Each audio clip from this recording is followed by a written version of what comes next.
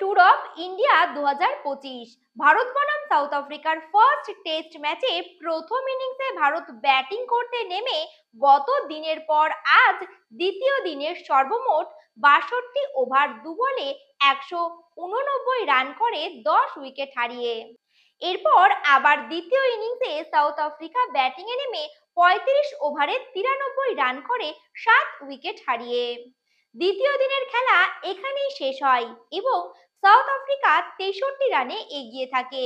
দ্বিতীয় দিনে ভারতের হয়ে ব্যাটিং করতে নেমে সর্বমোট KL রাহুল 39 রান, ওয়াশিংটন সুন্দর 29 রান, ঋষভ পান্ত ও জাদেজা দুজনেই 27 রান এবং ধ্রুব জুরেল 14 ও অক্ষর প্যাটেল 16 রান করে। প্রথম ইনিংসে সাউথ আফ্রিকার হয়ে হার্মার 4টি এবং মার্কাস জনসন 3টি উইকেট নেয়।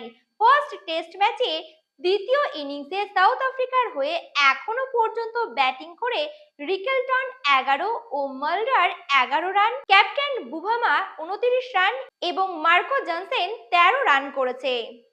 এবং ভারতের হয়ে দুর্দান্ত বোলিং করে জাদেজা 4টি উইকেট এবং কুলদীপ 2টি উইকেট নেয়। দেখা যাক পরবর্তী দিনে কে এগিয়ে থাকে। দেখছেন HPS স্পোর্টস। নমস্কার।